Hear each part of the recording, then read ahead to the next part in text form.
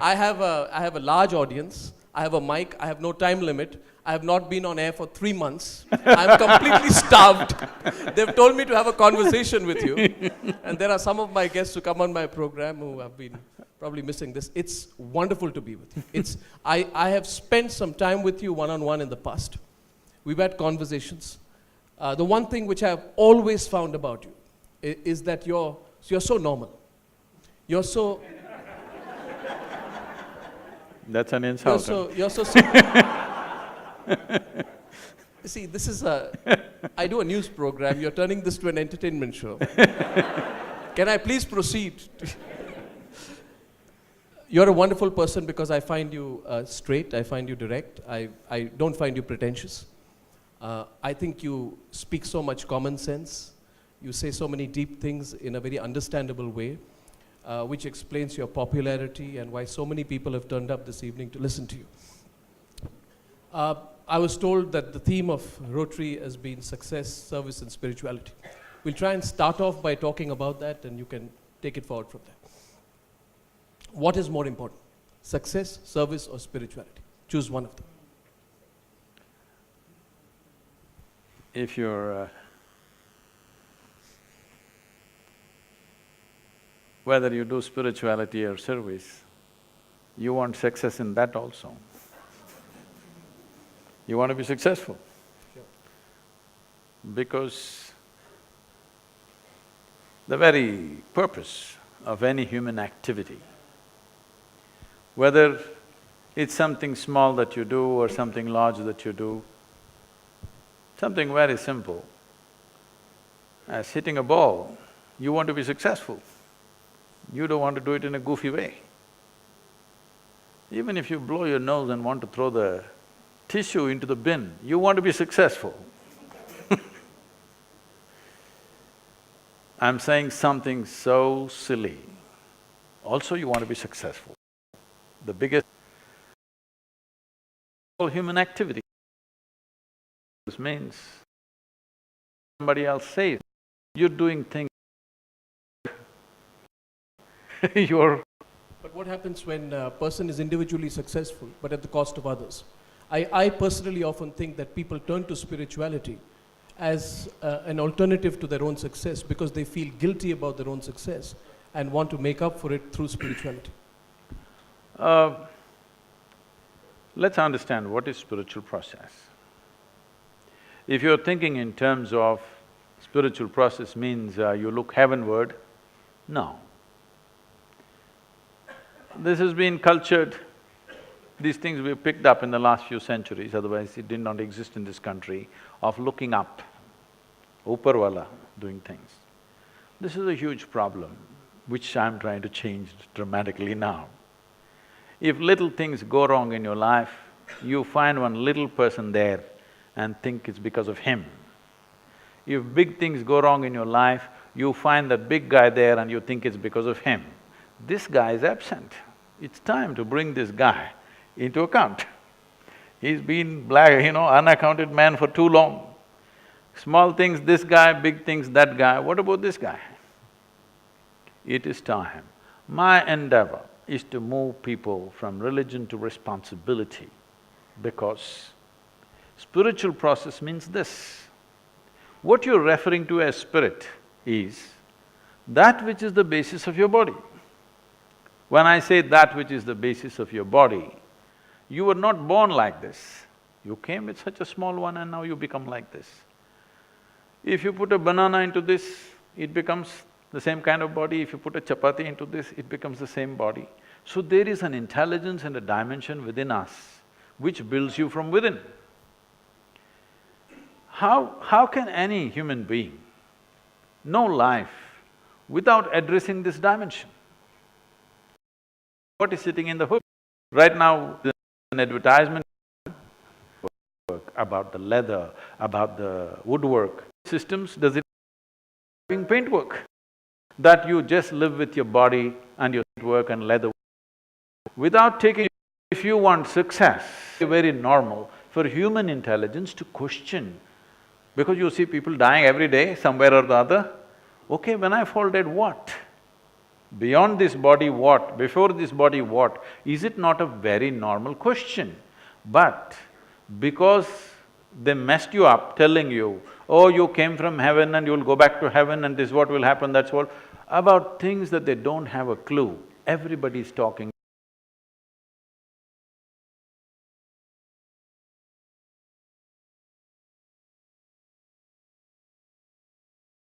with authority.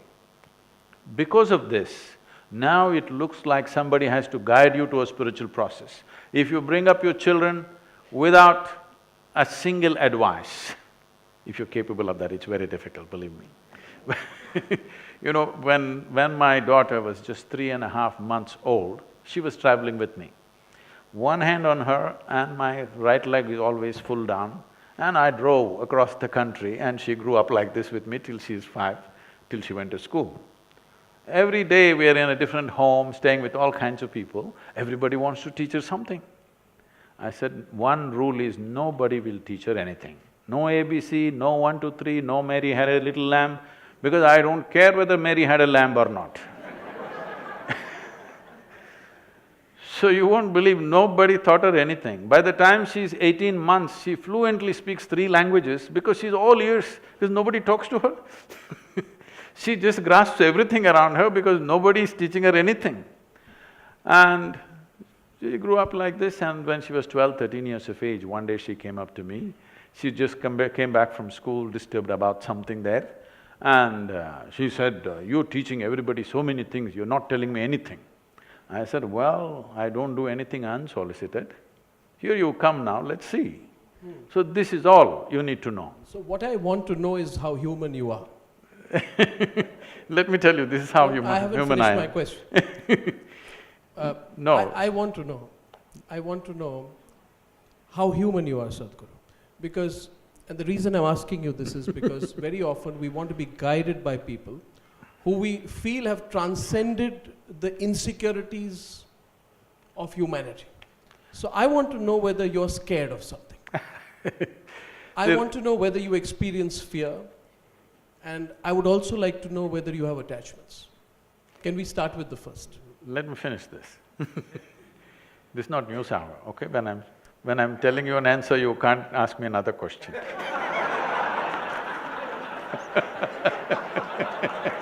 I'll get back. I'll get back. And we're not yet in Republic either. You're making a cardinal mistake, Sadhguru. In 2014, I met a young man called Rahul Gandhi. Oh. I don't know why anyone's laughing again. He too interrupted me like you did. I got back later. Please continue. But you'll have to answer my question later. Please go ahead. You have a different package here.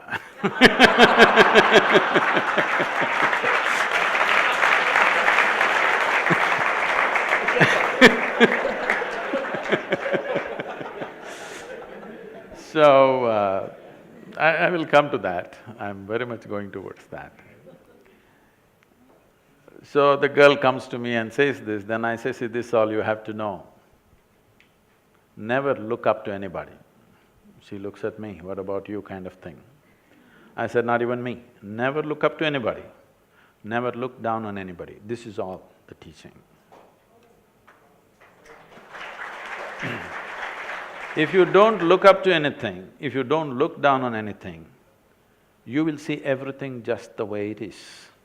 If you see everything just the way it is, you will navigate your life effortlessly. That's all it takes. Now, how human am I? You just now use the word human, and almost everybody, everywhere I go, they use the word human, always referring to the limitations of being human, never talking about the immensity of being human. Oh, I'm only human. But why are you not saying, I'm human? You're on top, you're the top species on the planet. You're supposed to be on the top of the pile of all the species. Why people are saying, I'm only human is because they're suffering themselves like no other creature. Not an ant or an elephant suffers themselves as human beings do. If their stomach is full, they're fine. For a human being, stomach empty, only one problem, stomach full, 100 problems. The reason is this is an evolutionary thing. It's an evolutionary thing that what you call as your cerebral flower, this brain, is new to you. You know, in the evolutionary scale of things, it is a new happening, this intellect. And most people have not figured how to handle it. They're not suffering the world, they're suffering their own thought and emotion most of the time. Why is it? Your education systems did not even teach you how to handle your thought, how to handle your emotion. Now, the moment you say you're human or not, first thing, the next question somebody will ask is, can I pull a gold chain from thin air? Can I do something else? Or can I pull out a rabbit from the vessel?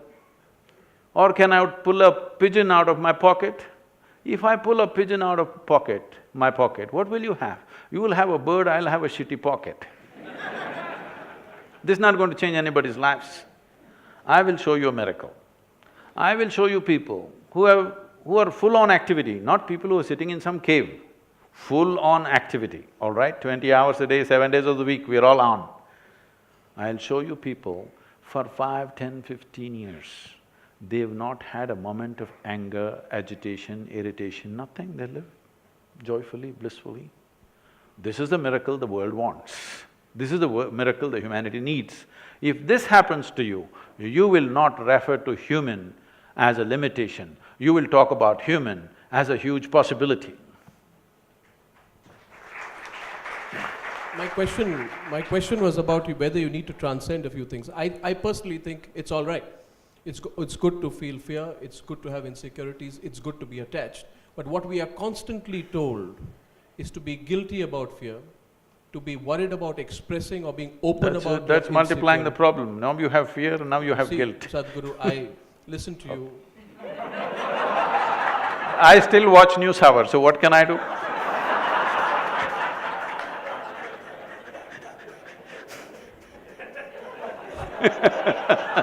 This doesn't usually happen to me. But Rotary Club, well, okay, so you made me forget my question. My point was that we are constantly told to be embarrassed about our insecurities, right? We are told not to have attachments. We are constantly told that in our lives and in our own Hindu philosophies and other philosophies to lose attachments. I want to know why this is necessary, which is why I asked you, because you were described as an enlightened soul, which I know you are. I asked you whether an enlightened soul like you feels insecurity, experiences attachment. See, why this has come up is because people have a selective sense of involvement. This is what I said when I said, do not look up to anything, do not look down on anything. This is because if you look up to something, you will exaggerate. If you look down on something, you will exaggerate the negative. The moment you look up to something, you will get attached to it. The moment you look down on something, you will get dejected by it in some way, disgust will come. So these emotions of fear, insecurity, attachment, detachment, everything is a consequence. Shall we handle the source or shall we handle the consequence? People are always busy handling the consequence. They're telling you, trim your fear. Can you trim it? No way is it going to work. Now you're flipping on the other side and saying, we need not be ashamed of it, let's have it. Is it a pleasant experience, I'm asking? Is fear, insecurity, guilt, whatever, is it a pleasant experience? If it's a pleasant experience, keep it, it's up to you. If it's an unpleasant experience, is it a choice? I'm asking you just this much. In the world around us, what happens? It's a different issue. World will never happen 100% the way you want it. Even if you're just two people in the family, still it doesn't happen 100% the way you want it. If it's 51% your way, you are the boss, okay? More than that won't happen. But what happens within you must happen your way, isn't it? If what happens within you happened your way, would you keep this blissful or would you keep this fearful or miserable or whatever? You wouldn't do that to yourself, isn't it? At least for yourself, you want the highest level of pleasantness. Though what you want for your neighbor may be debatable, but what you want for yourself is very clear, isn't it? So it's okay to have fear, it's okay to be insecure? No, I didn't say that. It's okay to be attached? I'm asking you, what if you had a choice… And what about ego, Sadhguru? Fear, insecurity, attachment and ego. These are the four things, Sadhguru, that we are told to get rid of. Over a period of time, we are told that as you grow older and you learn more in life, you must learn to give away all four. Pardon me? Who is your guru? Who's? Why should I reveal? No, but this is a fact. This is what we are told. Is it necessarily the truth? Let's go one at a time. The ego. Everybody is talking about this. Right now, in any human being for that matter, if they do something wonderful, they'll say, I did it. If they do something nasty, it was my ego. So, Mr. Ego is a fall guy. Whenever you turn nasty, he's always there. But when you do good things, it's of course you, isn't it? I'm saying, let's become straight with life. That sometimes you're wonderful, sometimes you're nasty, sometimes you're joyful, sometimes you're miserable. This is your reality right now. You don't need a fall guy. This much sincerity we must bring into our lives, that what happens from within me is me and nobody else but me. If you come to this much, now if you see you're fearful or you're miserable or you're frustrated or you're depressed, if you see it's all because of me, would you not want to change it? Would you not want to change it? 100%. Now, I want to change it, how? Now you're asking for tools. That is why I'm here just giving you tools for transformation. Because tools are important in human life.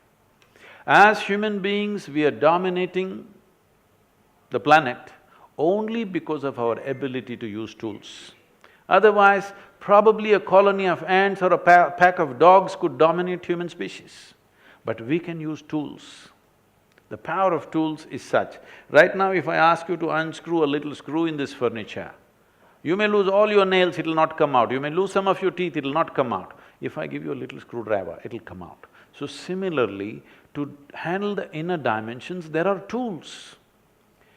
These tools… this is the USP of this country, which is all messed up right now, that people have not presented it properly. If I give you tools for transformation, the only thing is to learn to use the tools, that's all. You don't have to believe any philosophy, you don't have to adhere to any ideology, you don't have to look heavenward because you don't know in which direction it is. People are looking up. After all, you're sitting on a round planet and the damn thing is spinning all the time. If you look up, you're inevitably looking up in the wrong direction. Sadhguru, two simple questions. One is, when you experienced what you said, sitting on a rock, and you experienced enlightenment, we spoke about it once. You described it to me. Please don't think it's an absurd question. Why did it happen to you and doesn't it happen to others? A, what did you experience? And what do others have to go through that experience? Are you blessed in a different way? Why did nobody else go through that experience? Everyone seeks it.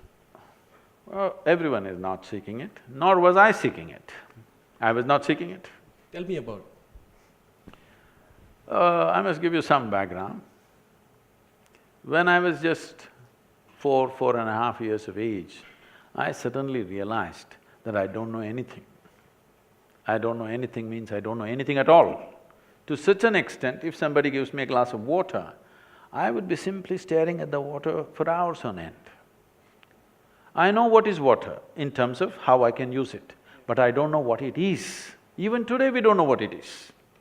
With all this scientific exploration, we still do not know what a single atom is. We know how to break it, we know how to use it, we know how to fuse it, but we don't know what it is. So, if I saw a leaf, I'm just staring at it for 5–6 hours. I sit up in my bed and I'm staring at the darkness for the entire night. My dear father, being a physician, thinks that I need psychiatric evaluation. You also beginning to think.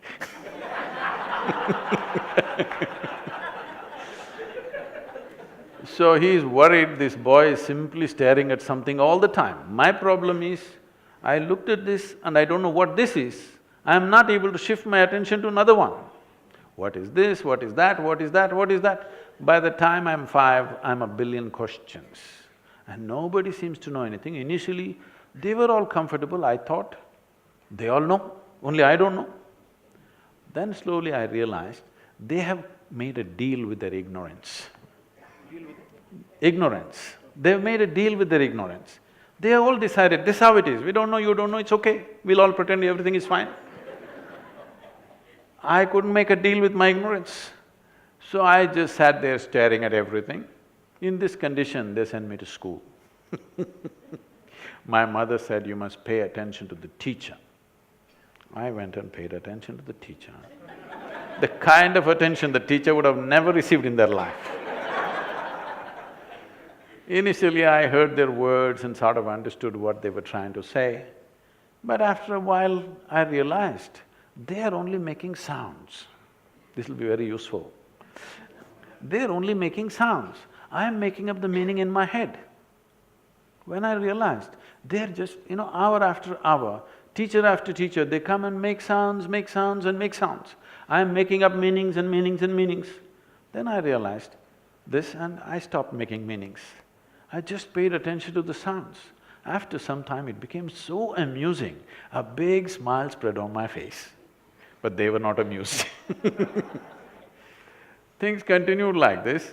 About 8, 9 years ago, the school where I studied over 45 or 50 years ago, they came to invite me for their 125th anniversary. I said, see, why me? Because I was not just a bad student, I was not even a student. I only went there when it was a must. They said, no, no, our school has produced union ministers, our school has produced test cricketing stars, film stars, you're the only mystic, you have to come. So I went. So I go there and stand up in the quadrangle to speak, and I look around, same oppressive buildings. Then I look like this classroom, suddenly it reminds me I'm 12 years of age. And those days I wouldn't speak for many days at a time, because when you don't know anything, what to say? So one afternoon, the teacher is trying to get a response from me. He's asked a question and he's waiting for a response. I simply look at him. I say nothing. He can't make out anything of me. And after some time, I don't even see him. It's like that for me. I know his past, present and future, but I don't hear what he's saying. After 35–40 minutes of this effort, he got so mad with me. He came and held me by the shoulder, shook me violently like this and said, you must either be the divine or the devil. I think you're the latter. I was not insulted by this or abused by this. My problem was, what is this, what is that, what is that, what is that? One certainty was there, this is me. Suddenly this guy confused me about this also. I looked, is this divine, is this devil, what the hell is this? I thought this is me, this was okay till then. Suddenly I didn't know what is this. So I tried to stare at myself, it didn't work, so I started closing my eyes. What was minutes then went into hours, went into days, and that is my spirituality. And then what happened? By the time I'm 15, I'm almost ready to leave home for an armed struggle. These are the days of Charu Majumdar and Somalu, and I want to leave because anything that I perceive as injustice, my stomach burns, so I want to rush. A bunch of boys, all of us want to leave and join armed struggle. Then when I got very close to them, then I saw they were unfortunately not what they were talking. So I kind of stepped back. Then I became a super skeptic. I grew up in Dostoevsky, Camus, Kafka, this kind of stuff. Skeptical about everything. But one thing was eating me, that is these billions of questions, and they started growing. The number of questions went on growing as my Intellect grew. No answer. Then the only answer I found was to travel. So initially I cycled across South India, then I motorcycled across India, I crisscrossed India many times, all over the place. Then when I was 19 plus, I just, I've been riding since I was 11 without a license. But by 18, the day I became 18, I went and got my license within a week's time. So suddenly I thought I'm super empowered, I can go where I want. Then I came to Nepalese border and then they stopped me and they asked for a passport. I didn't know what it is, you won't believe, I was nearly 20, 19 at least. I did not know what is a passport, I thought my license will get me everywhere. Then that was a kind of a realization, I thought, okay, I can't cross these lines. So I went back, determined to get myself a passport and some money so that I'll travel forever, because the only thing that cooled me down from these questions was, I was moving. I rode across the country alone by myself, simply, not going anywhere in particular. I saw India like very few people would have seen India, in a completely different way. I just walked into villages, just knocked on a door and said, I'm hungry, and they fed me without asking my name, where I come from. Sometimes I was tired, so I slept in their homes. Next day morning I left without asking their name, who they are. But that imagery, those people, those emotions, that stuff, I think it hugely enriched my life. And the terrain, I can run that terrain that I've seen, thousands of kilometers of terrain, is like a video in my mind. I can just run it in my mind and just enjoy India just like that. Not some great monuments or something, just a tree, an outcrop of rock, or this or that, like that. This is how I remember everything, because I never think in words. Even today I think only in pictures and images, not in words. I think that's what keeps me very, very entertained by everything that I do. So then I thought I should make some money and got into business, became far more successful than people would expect in a short period of time. And everybody started clapping their hands, you're doing great and wonderful. But I was doing all this to get away from everything. But as success came, I try to put one finger, then all the 5 fingers went, then all the 10 fingers went, it'll go right up till here.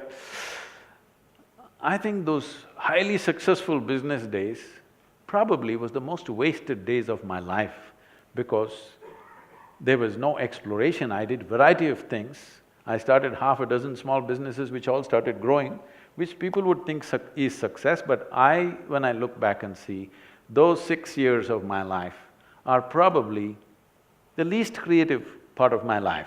Why did you do it? I thought I'll make money and ride away. Why did you want to make money? To ride. To ride? Yeah, to fill the gas. To put gas in the tank all the time. Because right from the age of 12, 13, I've been riding cycles across South India. After that, I've been on the motorcycle. I don't know how to… You need gas. So I thought I need money to really go away. So it caught me up, and then one afternoon, it's in Mysore city. How many of you are familiar with Mysore city? Okay. There's a little hill called Chamundi Hill. There is a tradition in Mysore, at least there was at that time, for the youth. If we fall out, we have to go up Chamundi Hill. If we have nothing to do, we went up Chamundi Hill. So that afternoon, between 2 business meetings, I just had about an hour and a half. Without even thinking, I just rode up Chamundi Hill. I have camped there, I have trekked this hill right from my childhood, I know this too well. So I park my motorcycle, climb up and sit on that now famous rock. But I'm telling you, the rock is not special. It's like the Bodhi tree. The tree became more famous than the Buddha. So, I just went and sat there. My eyes were still open. And suddenly I did not know which is me and which is not me. Till that moment, it was always very clear, this is me, that is somebody else. I have no issue with that somebody, but this is me and that's somebody else. Suddenly I did not know which is me and which is not me. What was me was just everywhere. the very rock upon which I was sitting, the air that I was breathing, the atmosphere around me, everything had become me. I thought this madness lasted for about 10–15 minutes, but when I came back to my normal state, it was about 4.5 hours. My eyes were still open. For the very first time in my adult life, tears. Me and tears were impossible. I lived like this. But tears to a point, my shirt is all wet. And every cell in my body is bursting with ecstasy. When I shook my skeptical head and asked, what is happening to me? The only thing that my mind could tell me was, maybe you're going off your rocker. Then when I shared with my closest friends, something is happening to me, it's too fantastic. That, come on, what did you drink? What did you pop? I saw there was nobody around me, nor anything in my mind to tell me what's happening to me. All I knew was, I've hit something which is a gold mine and I don't want to miss it for a moment. And I just discovered this. If I just sit here without messing with my thought process and my emotion, my entire system will burst out in ecstasy. And a few days later, I made a plan, because I thought I'm the first one to discover this at that time, because I had no spiritual… I'm not acquainted with spiritual traditions, I've never read a scripture in my life, till today I've never prayed to anybody or anything, nor have I attended any spiritual discourses or anything. So I thought, this is the first time, I know. And I made a plan, in 2.5 to 3 years' time, I'm going to make the entire world ecstatic. See, 35 years. Well, we have touched 150 to 200 million people, but that is not my idea of the world. Slowly, these days I've become wise. Now I realize so many people have so seriously invested in their misery. They are not going to withdraw their investment so easily. It needs so much coaxing and cajoling and life knocking them on their head. So many things need to happen to them, or you have to threaten them with death. Otherwise, they will not withdraw their investments, even though it is causing enormous pain and suffering to them. They are not willing to withdraw their investments in misery. So slowly we are working. I know I will die a failure, but a blissful failure. I've made a mistake, Sadhguru. My mistake is that I'm constructing a studio for our channel Republic. I constructed it in Lower Parel. Can you tell me the way to Chamundi Hill, please? I want to build my studios in Chamundi Hill. I'll also experience ecstasy every moment. I don't know about my guests. I can make it happen in wherever you are. This is fascinating, sir. Life changed after that. The most important thing is, the perception of who I am changed. I'm not talking the idea of who I am, the perception of who I am. I went up the hill as a smart young man, very cocky and confident about everything. I came down as real nothing. Just nothing means nothing was left in me. I remember that moment. I came down around 7:45, 8. It happens to be a Saturday evening. We are in a construction industry, and Saturday evening is the time when we give out labor to everybody. In front of our office, there are some 500 people waiting. And my partner, I come and park my motorcycle and I still got the engine revving. And I look in and my partner looks out and he can't believe on a Saturday evening I'm not there. He just looks at me like this. I just looked at this entire scene. This is something we built. Built means like every day from morning 5 to 11 in the night, non-stop, I was on sites building this company. I just looked at the expression on my partner's face, he just looked quizzically, "What are you up to? Why are you not here?" kind of look on his face. And I looked at all these people who were waiting in lines for money, the cashiers were giving out money. I engaged the gear and I left. That was my end of my business. Then I loitered around the town because I didn't want to go home. I didn't want to face my mother because suddenly she was no more my mother. Somewhere I was little struggling with that. I knew when I went home, I wouldn't look at her. as I would have as I have looked at her for the last 25 years. I didn't go there till 11:30 in the night. I wanted her to go to bed, but our mothers are such, she's still waiting. I put my head down and went and said, I'm not hungry, and I went and locked myself in the room. Because though something so fantastic was happening, I was still struggling between the two worlds. Everything that I considered as myself till that moment was gone. And suddenly I look at people, it's indescribable because so many things that you're involved in, it's like you almost died. I think this is how it must feel when you're dead. So many things you think, this is it, this is it, this is it. But tomorrow morning, poof, the man disappears. Nothing. Doesn't matter you cry, you yell, he doesn't respond. He's completely gone. Just like that, I was completely gone. The person that I was just gone. Sadhguru, you meet a lot of interesting people. Who is the most self-aware or the most enlightened human being you've met? A lot of people around me. Name some and why? Oh, usually they are not famous names. The simple people. Avoiding my question. No, I'm not. There must be some See, people we know. the most who you find fantastic most human beings on the planet are usually not well known.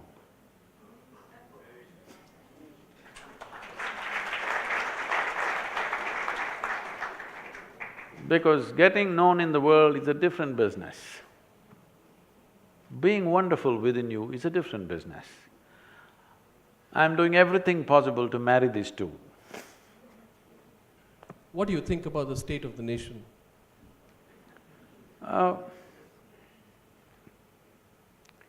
See, we must understand that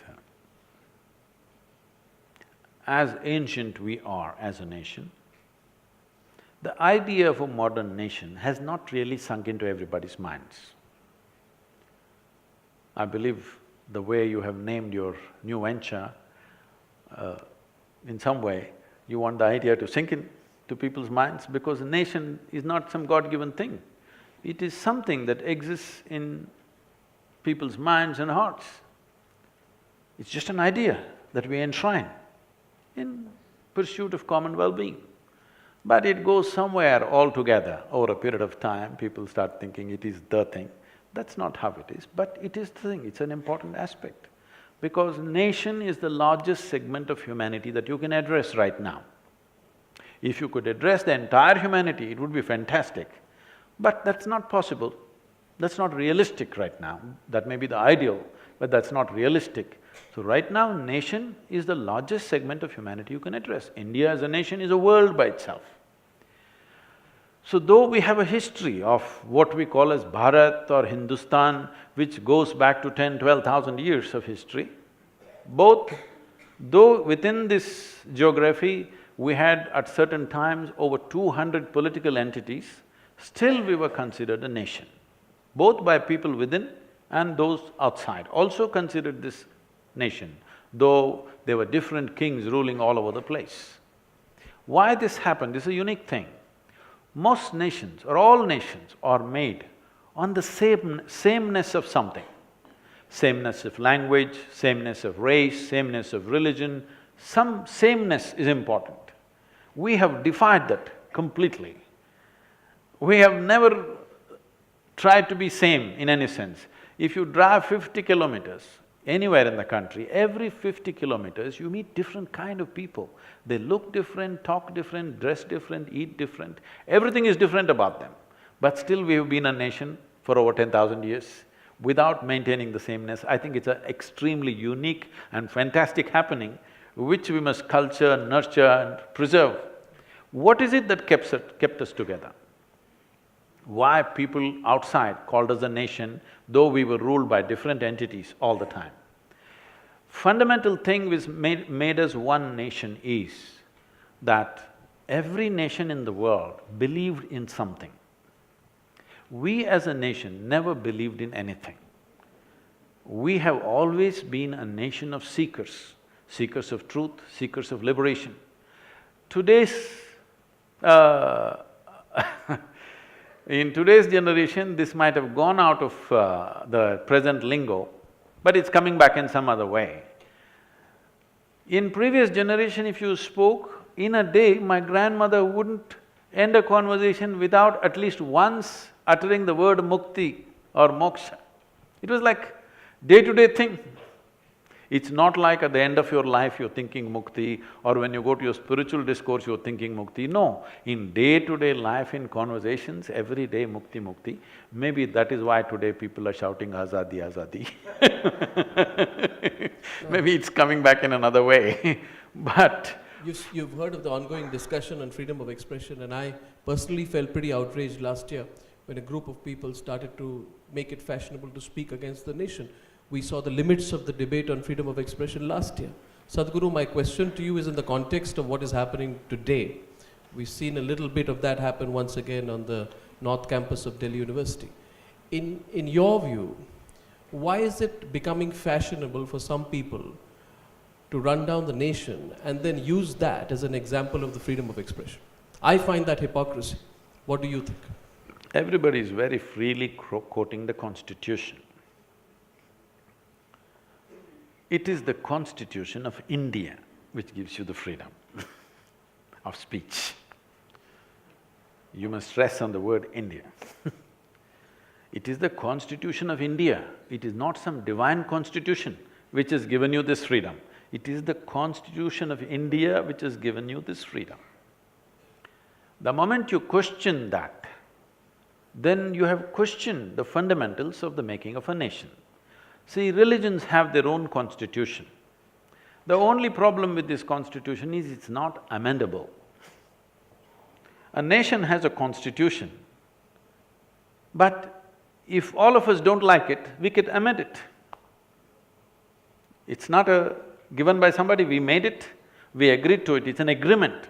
Our constitution is an agreement among us. So when the freedom of speech was given, they put 8 restrictions. The Indian constitution puts 8 restrictions on freedom of speech. One fundamental restriction is, it should not question the sovereignty of the nation. The moment you question it, you're questioning the existence of the nation. Where does the constitution give you freedom? It doesn't make sense. So, these things are coming from a certain background. I'm telling you, I went through this when I was 13, 14. By the time I was 15, I was ready to pick up the gun. Because they have fiery talks every day, you know. Very insightful, not insightful, very inciting kind of talks. So fired up that you want to do something. And when you're young, you always think, violence is the solution. Those people who are talking about peace, they don't believe in it, they believe in violence. The moment you talk about breaking up something, there is going to be violence, whether you like it or you don't like it. If you don't have to go that back far in history, if you just go back to 1948, when the country was broken, because we didn't have the courage to fix it, we broke it, we're still bleeding. 500,000 people died, endless amount of suffering people went through, and still there are colonies both here in this country and that country which are still not sorted out. Yes? Still, even properties are not settled 70 years. How long do you think is human lifespan? Are we going to live for 1,000 years, that we're going to settle our problems over 70, 100 years? Still, both the nations are bleeding. When I say bleeding, don't think only of the human blood. What is the kind of investment we are making in our armed forces? Only because we broke this country, isn't it? Otherwise, everything could have been focused on the well-being of the people. I'm not commenting on this. Just recently when I was just reading the newspapers, I saw $28 billion for a missile defense system from Russia we're buying. We are buying much more.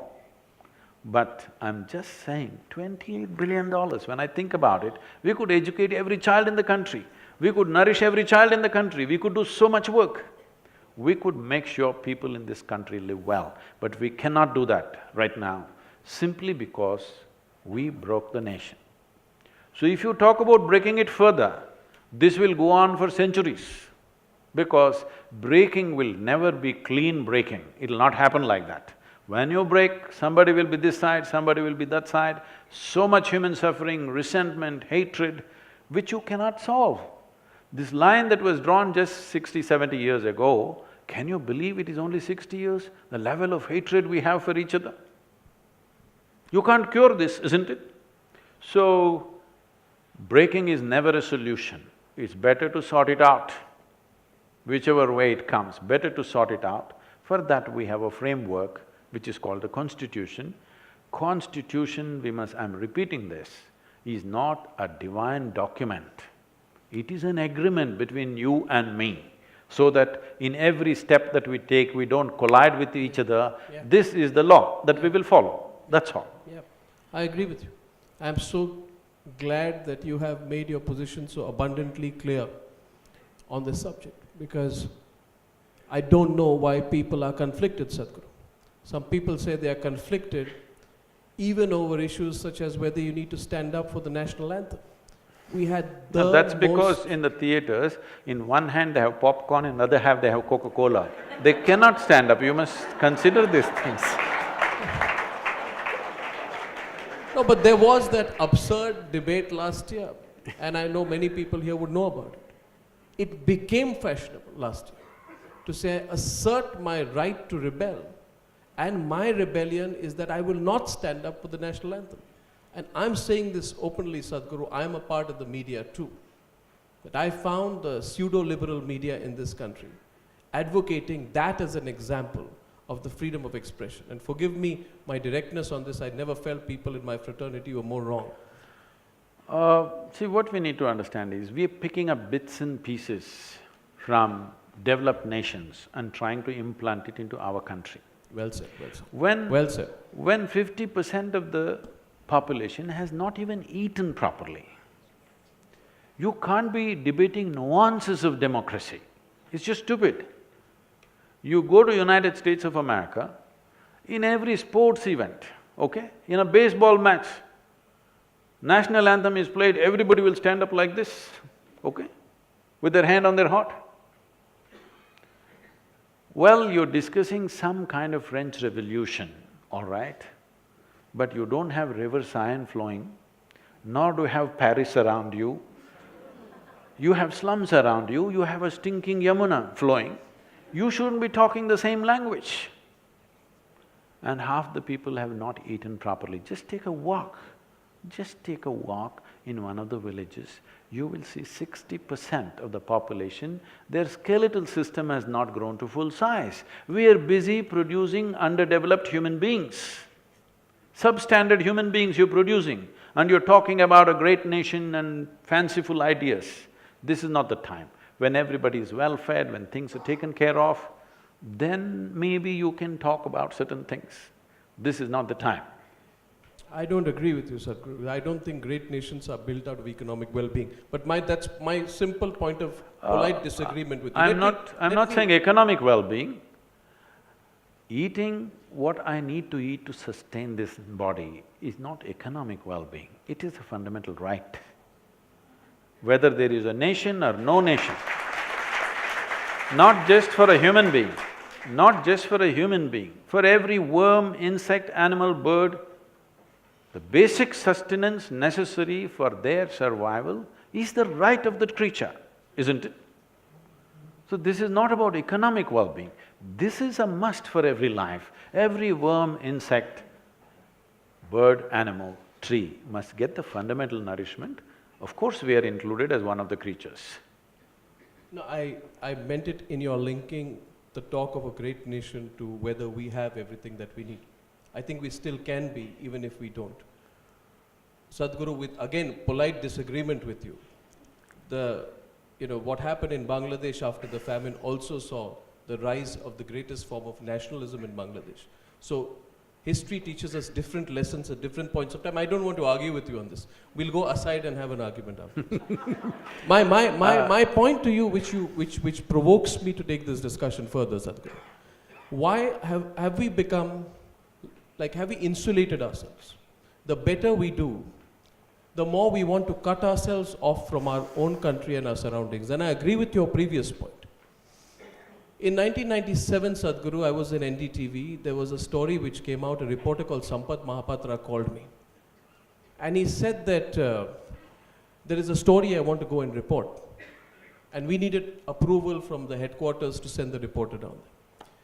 Sampath went there and he said there's a village where people are dying. We sent him there. When he went there, he said that there was an entire village which was dying.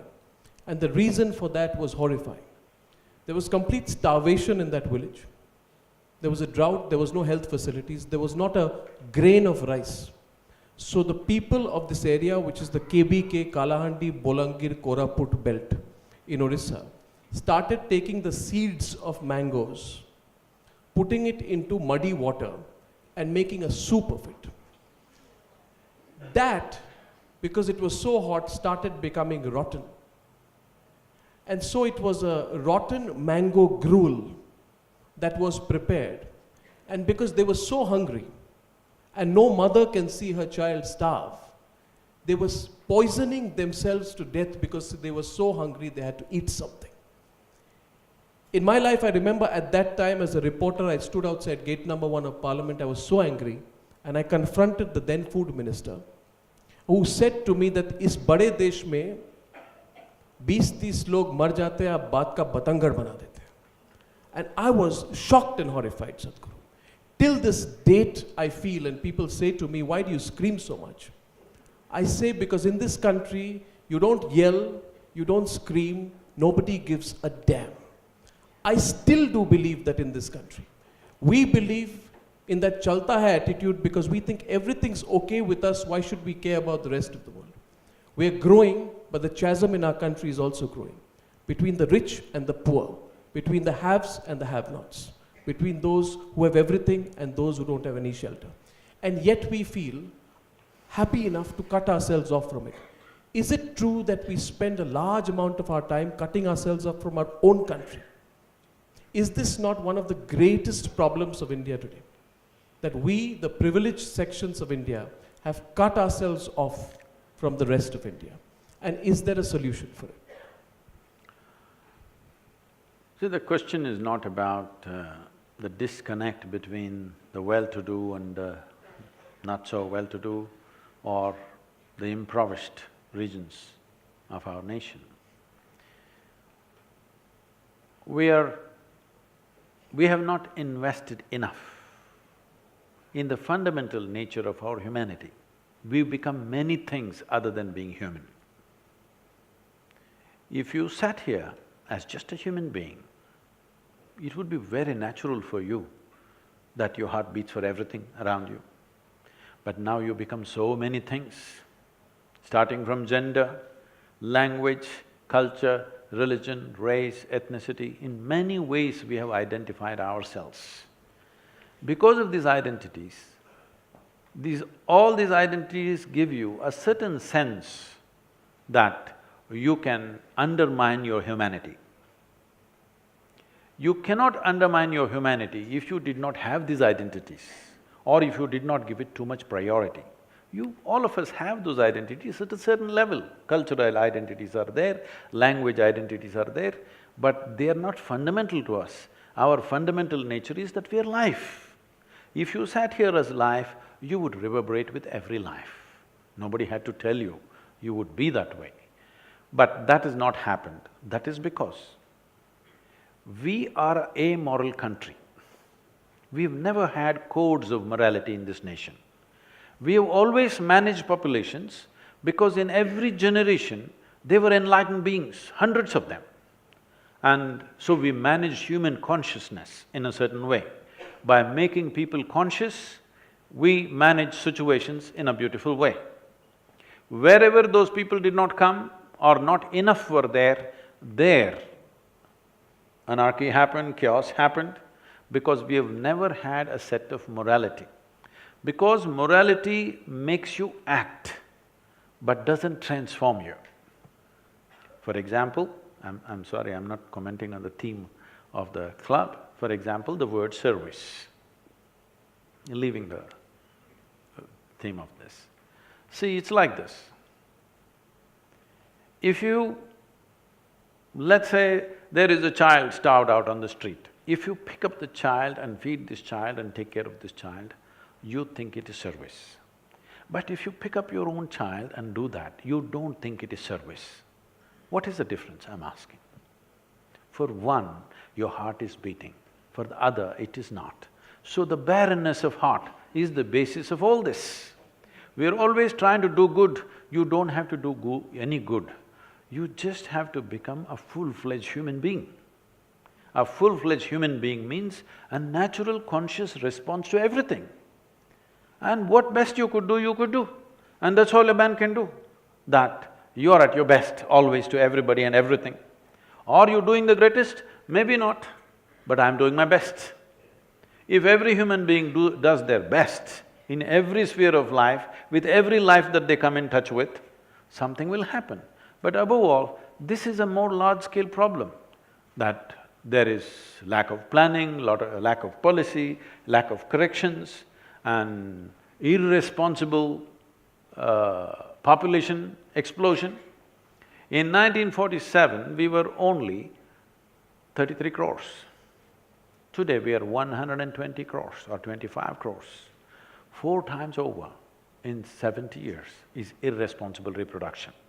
This is not because we have over-reproduced, we must understand this. In 1947, the average life expectancy of an Indian was only 28 years. Today we are reaching somewhere 63, 64, which is a great achievement. We should further push it. But on an average, a woman used to go into pregnancy when she was 14, 15 or 16. Today we've pushed it to something like 19, 20 is the average when they're getting pregnant. So by the time she's 65 or 70, there are 4 generations behind her, or 3 generations behind her and 1 or 2 generations ahead of her. That means right now in many families there are 5 generations living. This is not good. This is very brutal what I'm saying, I know. But at any time, there is space only for 3 generations. Your parents, yourself and your children. There can't be 5 generations living.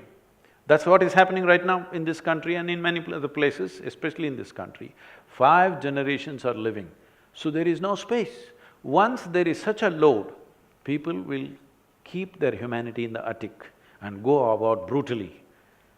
That child who comes and knocks on your traffic space, I would cry at one time. Now I'm trying to look down, because every time I don't have money to pull out, most of the time I don't have, I have to ask the driver who's driving, please give me some money. So I try to look down. So you're trying to put down your humanity for some time, but it would be natural for me to pull out whatever I have and give it to him. But now you can't do it because it's everywhere. It's too much of a problem for you to address individually. Wherever you can do, whatever you can do, you do, but you're not able to address everything slowly. You try to insulate your humanity. This is what is happening. It is not that people have become brutal, it's not that people have become inhuman, because the problem is so pervasive, you're not able to address it. Has hate increased after Trump? Has hate increased after Trump? It is not increased, it is just that it's little emboldened. It's not increased. I spent substantial time in United States, in and out. It was always there. Now it is finding expression. But I think that's a temporary upsurge, I think it'll control itself. Law enforcement will take charge after some time, they'll pick up a few people, handle that. But hate crimes have been happening all the time in America. Has Europe invited trouble on itself? You know, it's opened the doors, there's been a lot of immigration. They have not opened doors, they've closed all the doors, they've built fences. Now they are. They're just not allowing the media near the fences anymore. Or media also is part of it. They don't go near the fences, they only shoot the open spaces. Their cameras don't pick up the fences. Most nations have put up barbed wire fences wherever the migrants could come and they've stopped, all right? You can't blame them either because they're coming in millions. If millions of new people come with a completely different culture, a religion which they will not compromise, and they will not fit into your society, they will try to create their own society, local people will feel insecure. It is a multi-headed problem, it's not a simple problem. So this is why I'm saying for all these Azadi groups also, the moment you break the fabric of any nation, it doesn't matter how fragile, how ramshackle it is, the moment you break it, what comes out of it is such a thing that you cannot control it. See, if you had not bombed out these nations, if you had not bombed out Iraq, Syria, Libya, Afghanistan, wherever, if you had not done that, if you had negotiated and settled those problems to whatever extent, you can't fix all the problems, at least you could have contained the problems. If you had done that, these people would not be moving to Europe. Somehow they would continue to live because nobody wants to leave their place of birth and their parentage and everything just for nothing. When it becomes terrible, they want to go. But once the momentum starts, the things that I've seen in Europe, I cannot utter here, it's terrible. What these migrants are doing to themselves to earn just one meal is too horrible. The women are all on the streets, all kinds of people with children and everything, they're on the street selling themselves because there is no other way to make a living. These are all people who lived reasonably well. Reasonably well means maybe not in the same level of economic well-being as the Western Europe, but they lived with some dignity, with some pride in their own lands. I drove from Beirut to Damascus to the Iraqi border, I just drove myself through the desert and fantastic country it was just 7 years ago, really nice country. Particularly this city, Aleppo city, which is an 8,000-year-old city, this city was built on taxes levied on Indian traders. So you must assume, what is the level of trade that was happening between India and Damascus and Jerusalem was such, just by the taxes that the Indian traders paid, they built a city, a living city, 8,000 years old, one of the most beautiful cities, if you ask me. Today when I see on the news channels Aleppo, what is it? Is this a solution for anybody?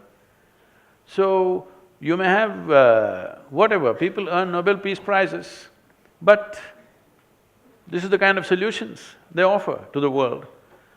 There was no need to do these things, there was a way to negotiate because of the simplistic, moralistic attitude that you have, that this is a good guy, this is a bad guy.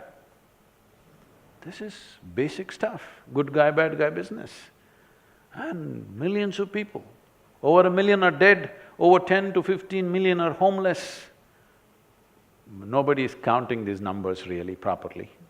But what's happened to Aleppo when I see on the screens, I can't believe it. This is a city that I enjoyed so much just 7 years ago. And the people were so wonderful. I'm not quite sure, you quickly passed through my question when I asked you about what happening in America and you glanced it through and you said that it's a temporary phenomenon. No, I'm personally… I'm saying Sadhguru, nothing has changed as the news channels are trying to project. Suddenly America has changed, become a cauldron of hate. It's not true. Generally, there is a racial discrimination in the country. All of us face it somewhere or the other, especially me. I've not been shot at yet, but people have given me daggers. And so many things happen there, we just say, okay, this is how this country is and go on. America has the most beautiful aspects of life also and very extremely negative aspects also, because this is that kind of a melting pot, all kinds of people. Now those people, some of those people are feeling emboldened and they think they can act. But I'm telling you, they were acting even before. How many hate crimes have happened?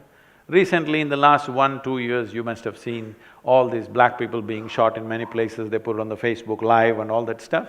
But this has been happening all the time. Suddenly because of the Facebook you think it's happening. No, it's been happening all the time, now the world knows.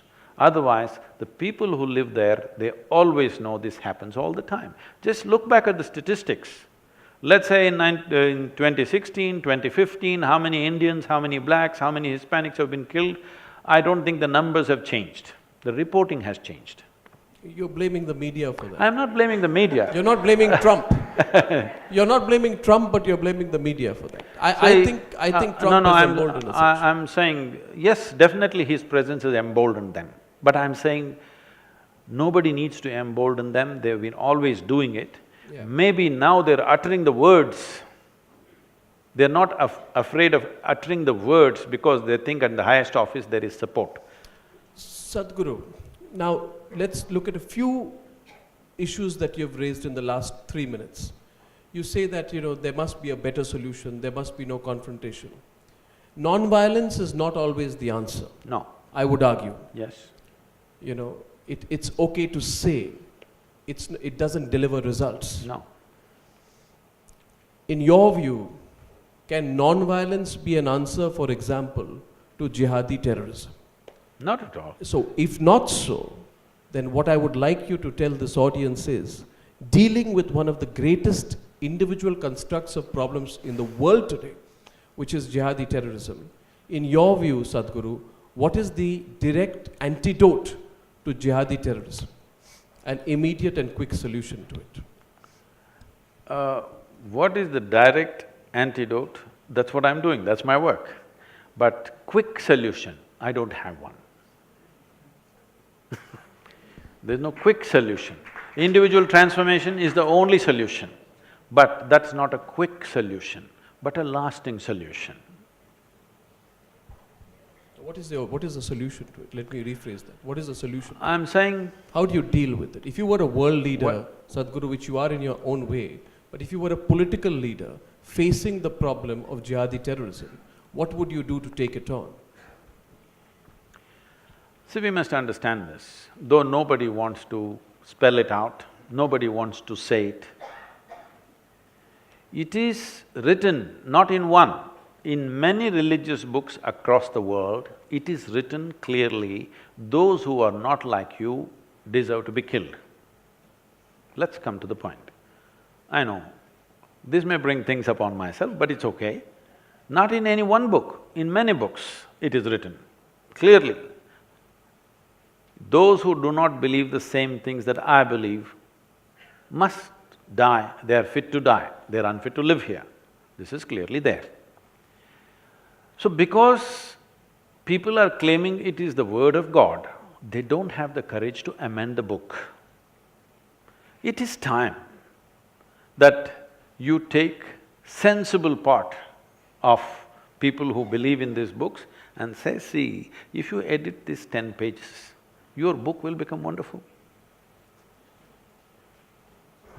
The boys who carried out the Dhaka attack came from very elite families. Some of them spoke accented English. They simply wore black robes, called themselves ISIS, went into a cafe and shot innocent people. When a philosophy as dangerous as that, and I wouldn't use the term philosophy, when a belief as dangerous as that becomes as viral, as potent, it grows organically. ISIS then becomes a thought process, not even a terrorist organization. Then how do you deal with it? I need to correct that question a bit. It is not organic, it is very organized. Till you address this, you will not address the problem. It is very organized. So if anything that's organized, it has a source. If you have any kind of administrative strength and skills, when you see something threatens the fabric of the society, you must know where is the source for these organizations and deal with it. But we don't have the courage to deal with it because every 6 months we got an election. Okay? Every 6 months or 8 months there is an election going on somewhere. And because of the this I'll blame on you, because of 24/7 channels, some election is happening in Manipur, it feels like a national election is happening in Tamil Nadu, everybody sitting and watching Manipuri elections. Because it's made to feel like there's election going on, and when politicians are in election mode, you don't expect responsible action. It is expected because this is the nature of democracy. That is the time of hyperbole, but that should be only once in 5 years. I think we are working towards that. That's a good thing, that elections will be only once in 5 years, and that's how it should be, because it is not that they're all bad, but these are the compulsions of a democracy. When you go into an election campaign, you cannot say, I'm taking this economic step, this economic step, this economic step, because the crowd there doesn't understand any of these things. You have to rev up their passion about something. So in that mode, you can't fix a nation. So this is not organic, let's be very clear about this. This is super organized. It has grown everywhere in the world with a tremendous sense of organization. Where there is an organization, there is always a head, and if you know how to administer a nation, you must know how to handle this. One observation, Sadhguru, which is and a comment. Probably you haven't seen Oh My God. You need to have a look at that. Because to get all the spiritual gurus in India under one platform never happens. It only happens when you scare, and since you're using the word screwed up, I'll use the word when you scare the shit out of them. But coming to the serious part of it, I consider you, and I want to give a disclaimer. I really don't. I have a spiritual sense within me, but I don't really follow any spiritual guru. And therefore, when I actually went through internet and heard a few of your interviews in conversation, I found in you a very logical person, a person who is practical, a person who is scientific in his answers, and therefore, there was a connect. But there were two things which actually broke that connect, and there's a disconnect, and I hope you can mend that today. Which is, when you talked about, and maybe I got it wrong, so therefore, if you could just kindly explain what you meant by that. That certain women don't need to enter certain temples. Or maybe women in certain temples need to stay out. So that's one. And the other is the recent one, where in Jallikattu, you talked about fundamental rights of animals and birds and everything. But in Jallikattu, you supported the other side of it. So why was this?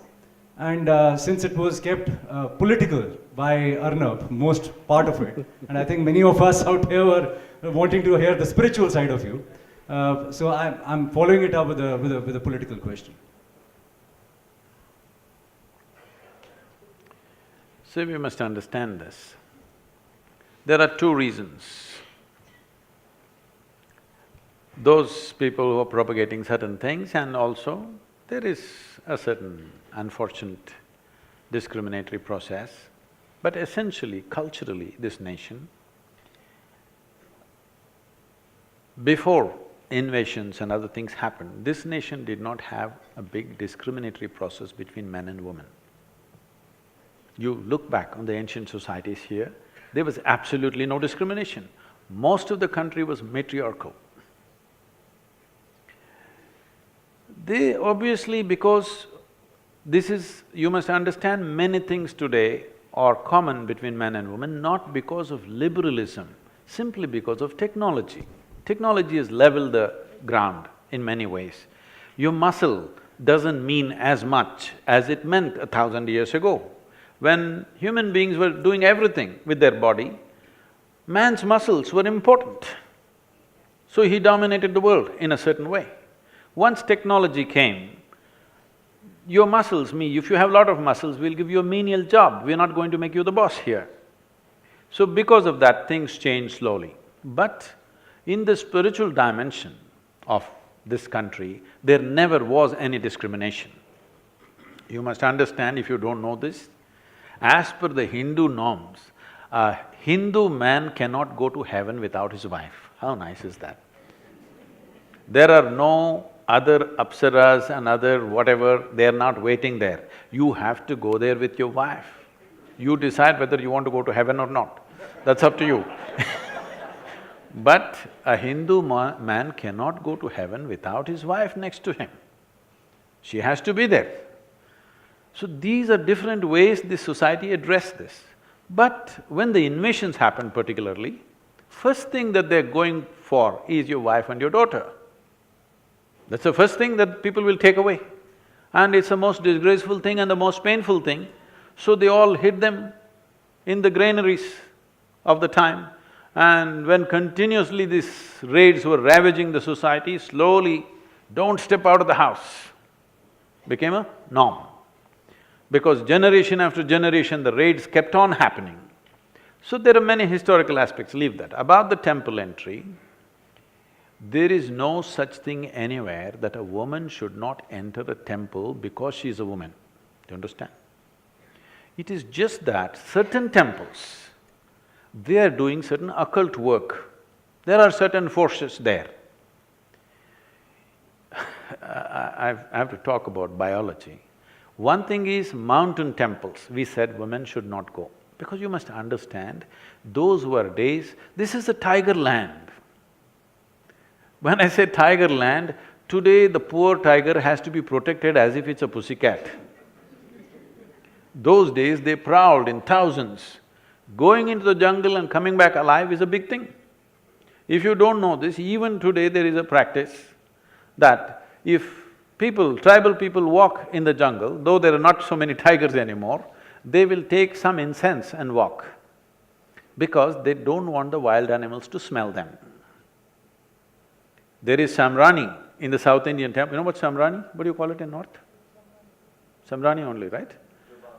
Yeah, either they burn it or they smear it on their body and walk so that the wild animals, the carnivorous animals cannot smell you. It is no more relevant because there are not so many left.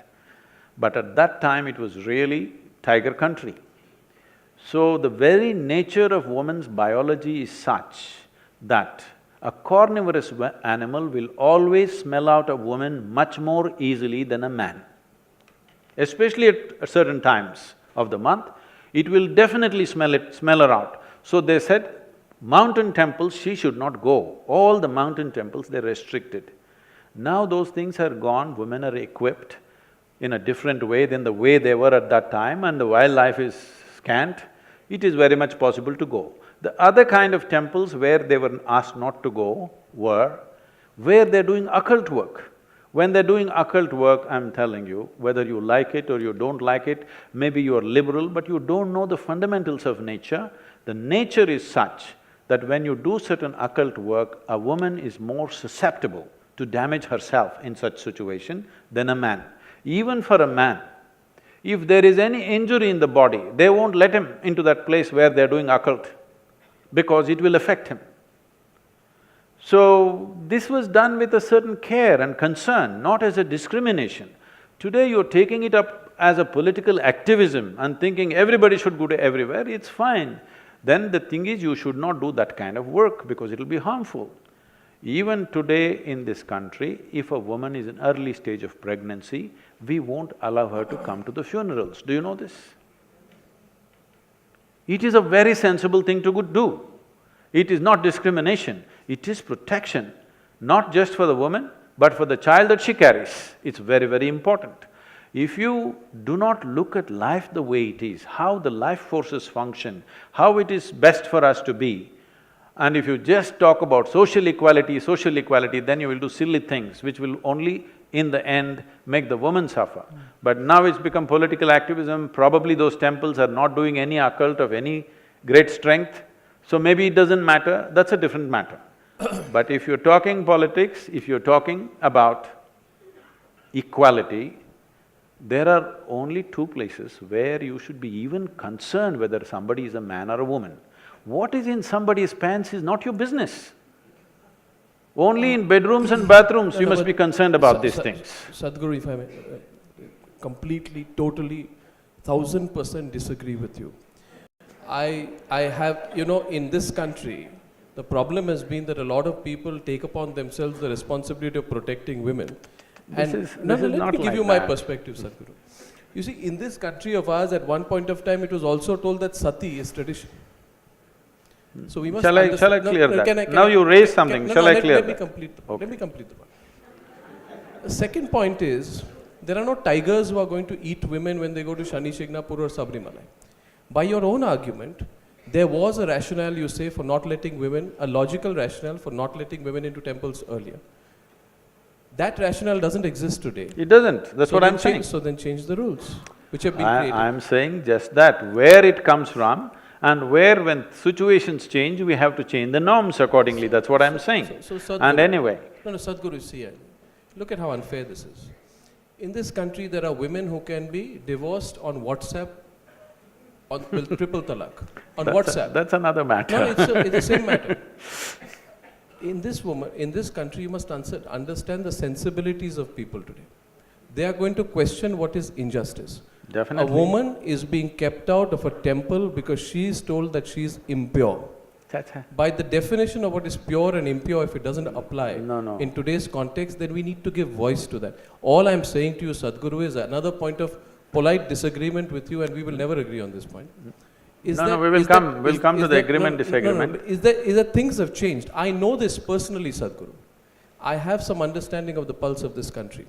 We did a campaign called the Right to Pray. I wish, Sadhguru, you were there with me when phone lines were opened, when people, men, women, children from all over the country called up and said, what happens in Shani Shignapur, Haji Ali or Sabarimala is unfair. That is a perspective which must be understood. That's all I'd say. Please, if you… But we'd The go thing into is, I another know I know you are in a certain profession where you only ask questions, but you must listen to what I'm saying. No, Sadhguru, let me tell you one thing. Let me finish. You asked a question, right? No, Sadhguru, let me tell you one thing. Please understand that the logic is also understood by people, and the right to question what is wrong is essential to my profession. Yes. The day I stop questioning what is I'm wrong… not questioning that. Then I will not be true to my I'm profession. not questioning that. But I'm telling you, please, because what is simple, basic logic and in how many ways life happens are two different things. Whatever we did to protect from wildlife and stuff is not relevant anymore because women are not in the same condition, they're equipped in many different ways. Going up to hill temples would be very much possible, that's not an issue at all. But where there is genuine occult, I would still not send my daughter there or anybody that I know, because this, even for a man, if he's in a certain condition, it'll affect him if he's not of a certain nature. But woman is much more susceptible to this. Is such a thing happening in a temple or not is a questionable thing. But this is not about protecting a woman from somebody, because this is the nature of our biology, we cannot ignore it, all right?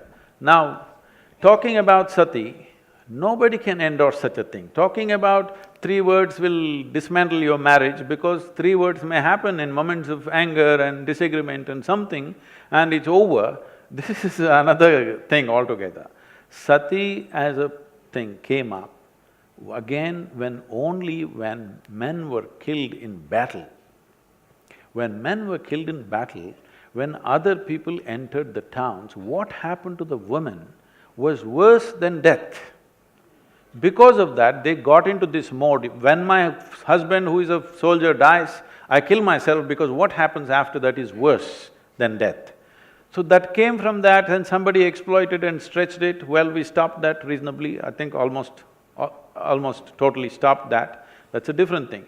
If you think I'm speaking for not equality of women, I don't want to say anything, I don't want to defend that, because my life is not about looking at someone as man and woman. As I said, only in a certain context of our life, we have to recognize the gender of a person. In the rest of the time, why should we even recognize the gender of a person? A human being is a human being.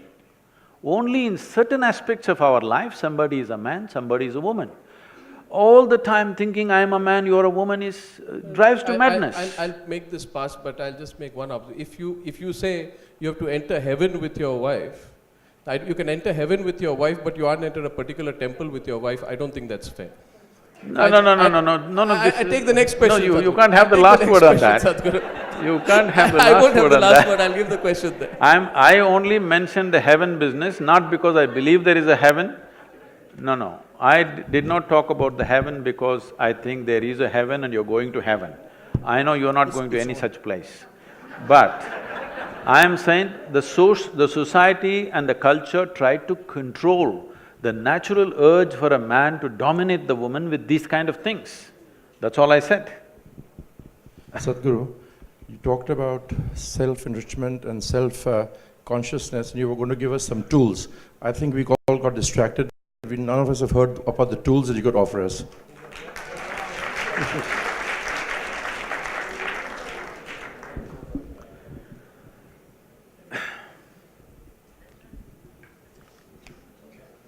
So it's like this.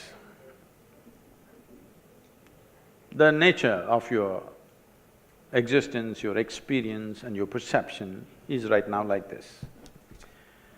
You know that you're here right now because you can see, you can hear, you can smell, you can taste and you can touch.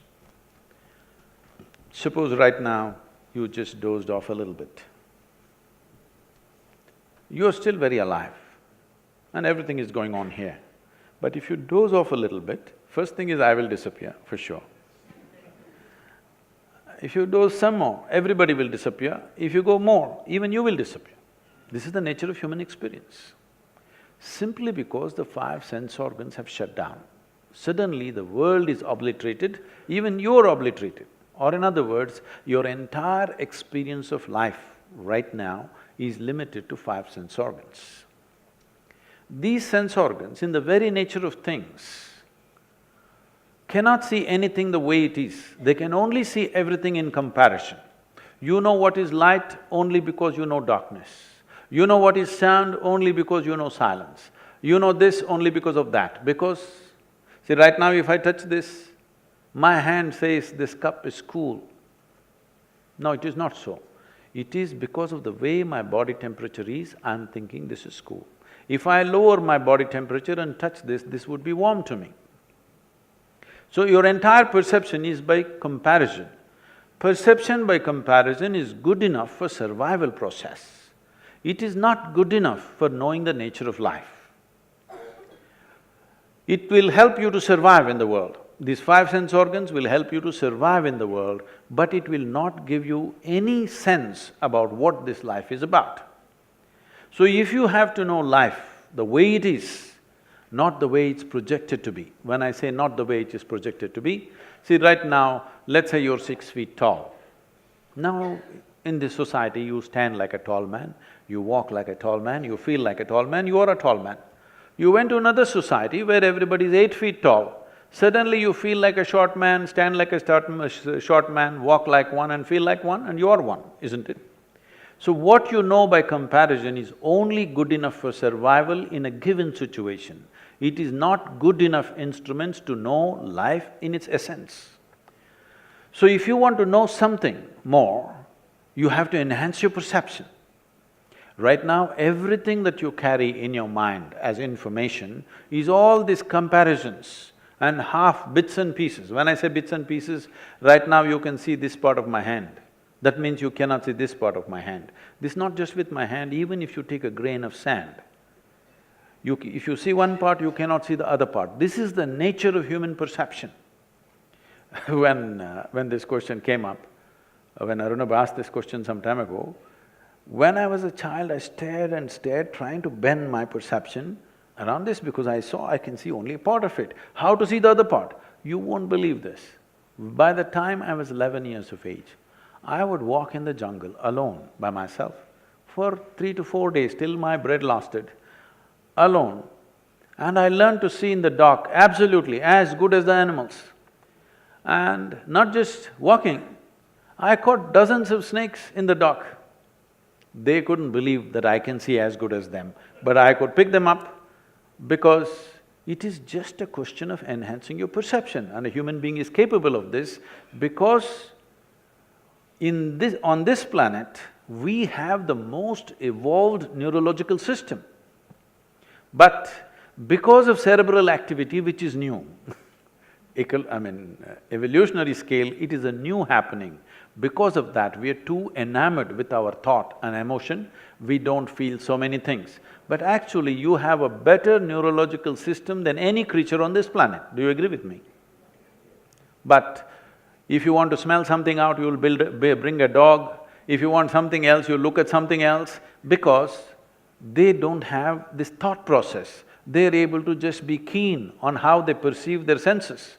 But human beings' ability to sense anything has gone down because they are completely going on with their own thought. Their own thought and emotion keeps them busy for their entire life. Their psychological reality has overshadowed their existential reality. This is the biggest problem.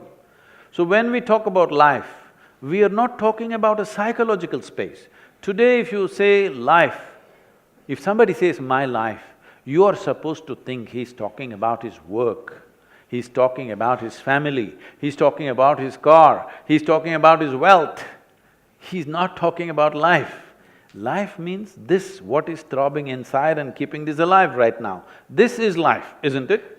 But when people say life, you're supposed to understand that he's not talking about life, he's actually talking about his job or wealth or money, a business or something. Because your idea of life has become purely survival. The idea of evolution or the possibility of this evolution is that a human being is capable of rising beyond their survival process. This is the reason why survival doesn't fulfill you. For every other creature, their survival requirements are taken care of, they're just fine, they have no other issue. Eating, sleeping, reproducing, their life is complete.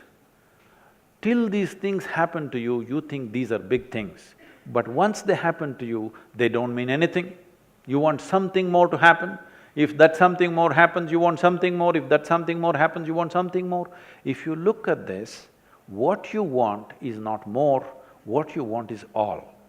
And if you want all, you should not go by extending physical boundaries, because physical can never be all, isn't it?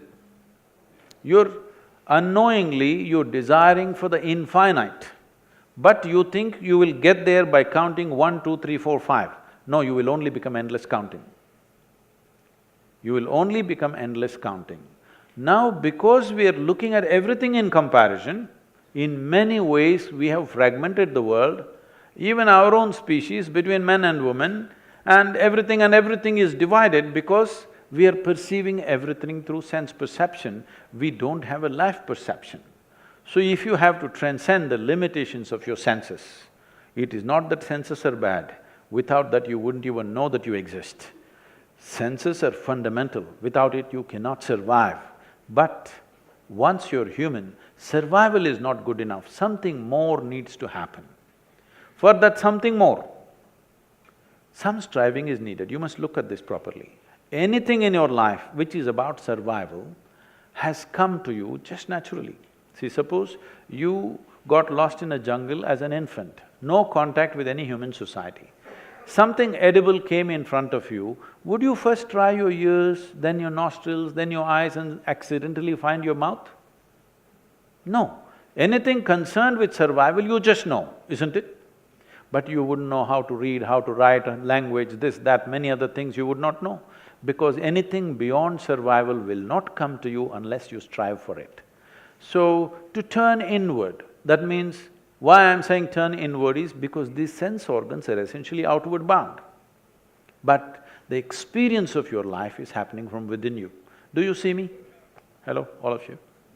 Do you see me? Even if you're not listening, it's okay, but do you see me? Can you use one hand and point out where I am? You got it all wrong, you know, I'm a mystic.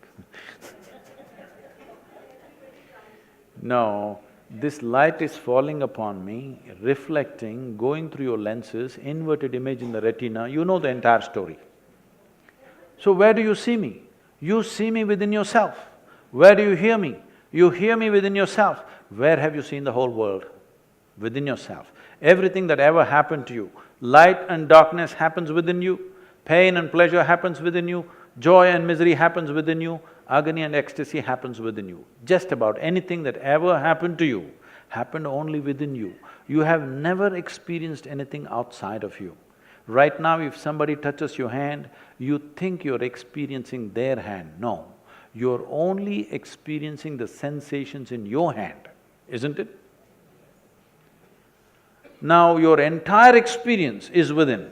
When it is so, what happens within you, at least what happens within you, must happen the way you want it, isn't it?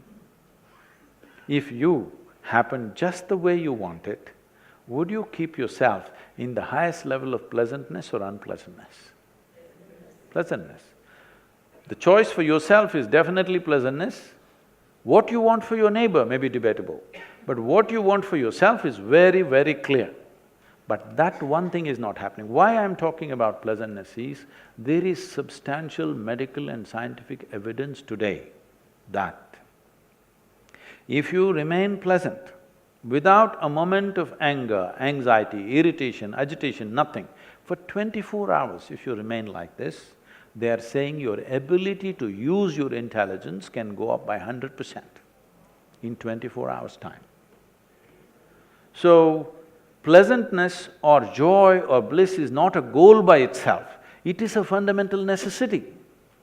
In the sense, only if your experience of life is pleasant and if there is no fear of suffering, will you walk full stride. Otherwise, fear of suffering will always cripple you in so many ways. But today it's become like this, people, well, even spiritual leaders are going about talking, saying that peace of mind is the ultimate goal of life. Such people will only rest in peace. I was to speak at Tel Aviv, and I'm flying out of Atlanta in United States, and I'm to land there at 11 in the morning and speak at 6:30 in the evening. I end up landing there because of some flight delays at 6 in the evening.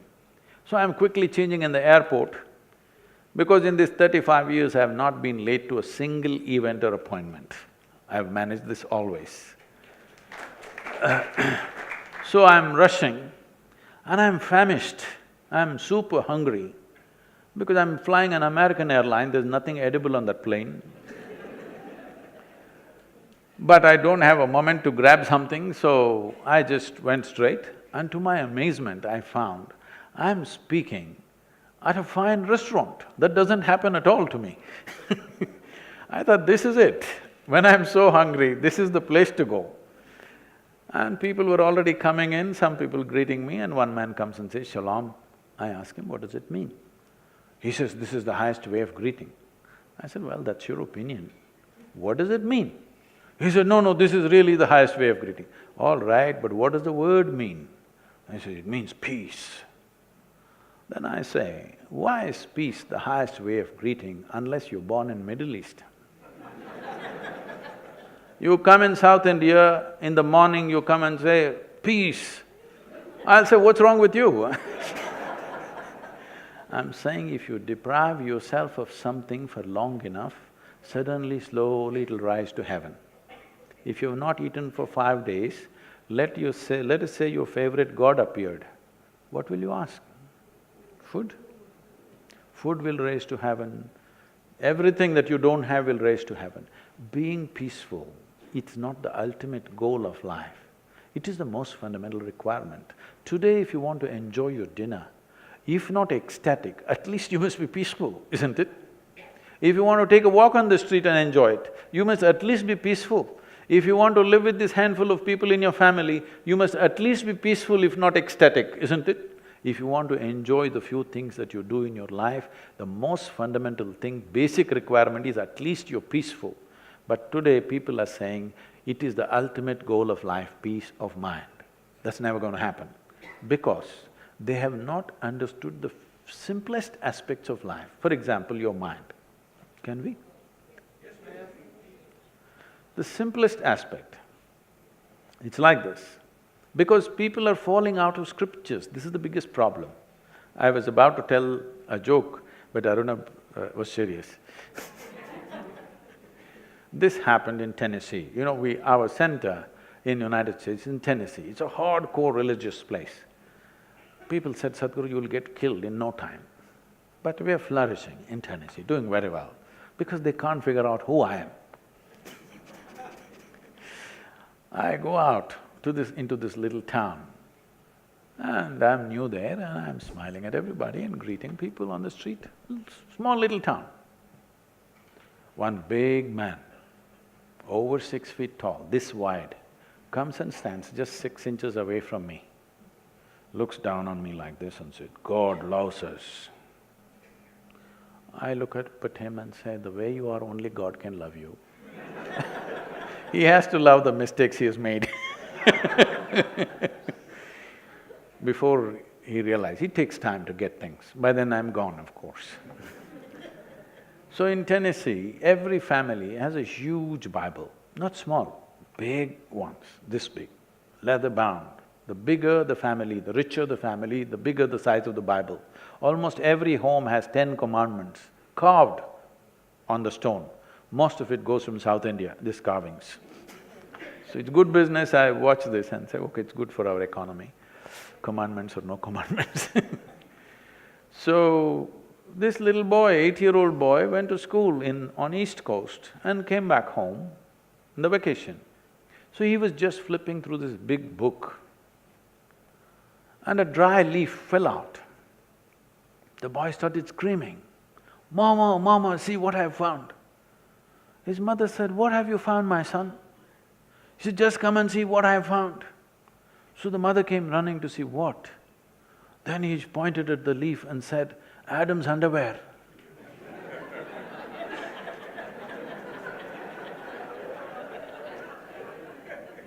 So a lot of people, the reason why something so simple and life-oriented has become complicated is because people are falling out of scriptures. What is it that makes you think 1,000, 2,000, 5,000 years ago, people were far more intelligent than you and me? Why is it so? Is it not such a retrograde step that you think people 1,000, 2,000, 5,000 years ago were much smarter than you and me? Is it so? Is it in line with the evolutionary process, I'm asking? No. But this is the thing we want to change. Today, with everything around us, we handle it scientifically using various technologies. It is equally important that you handle your inner nature scientifically, in a logically correct manner and with tools. Now your thing is, give me the tools. These are subjective in nature. If it was a screwdriver, I would have come with a bag full and given it to you. This is subjective. What is subjective means it is something within. Right now, everything of you is outward. That is, all your 5 senses are outward bound, isn't it? You cannot turn them inward. You can't roll your eyeballs inward and scan yourself. You can hear this, so much activity here, you cannot hear this. An ant crawls upon this hand, you can feel it. So much blood flowing, you cannot feel it. In the very nature of things, your sense organs are outward bound. If you want genuine tools of transformation, I would say, if you dedicate 28 to 30 hours of focused time, okay? 28 to 30 hours of focused time, we will give you tools to experience or touch a dimension which is inward. Inward is not of thought, inward is not contemplation. What you call as mind and body is very outward, because body is something that you accumulated over a period of time from outside, isn't it? The soil that you walk upon is what is sitting here as the body. If you get it now from me, your life will transform. Otherwise, one day you will get it from the maggots. Yes. What you call as my mind is also an accumulation of impressions that we have taken in. This is accumulation of food, this is accumulation of impressions. But between these two heaps of impressions and food, somewhere there is something else which makes all this happen. If that comes into your living experience, then you will not need any guidance from anybody. To get you there, I'm asking not 12 years of sadhana, I'm asking 30 hours of focused time. You must do that much to yourself. You deserve that. Thank you. Sadhguru, my question to you. When we think of, bringing reforms to our religion, and we all are, are taught that in Vedas it's written that soul has no gender. And so, we saw this sati pratha being abolished, and we saw widow remarriage also. So why don't you all, as Arnab was saying, think about, the entry of women in temples? Fundamentally in this society, there is no such thing as discrimination. There are more Devi temples in the country than anything else. Every village has it. But certain temples have taken this position, mainly hill temples. This, as I said, because of a certain reason in the past. It has to change now, no question about that. But if there are occult temples, even if they allow you, I please beg the woman, please don't go there. By law, if you're allowed, by norm, if you're allowed, still you should not go there, if you have any sense. So my question is to both Sadhguruji as well as Arnab. What's your view on our leader, Prime Minister? And I would like to ask both of you, Sadhguruji, if you are the Prime Minister tomorrow, what is one change which you would like to bring in our country? Well, I am not planning to get into the parliament either. About my opinion about a leader, see, I am not a member of any political party, nor am I a fan of any political leader.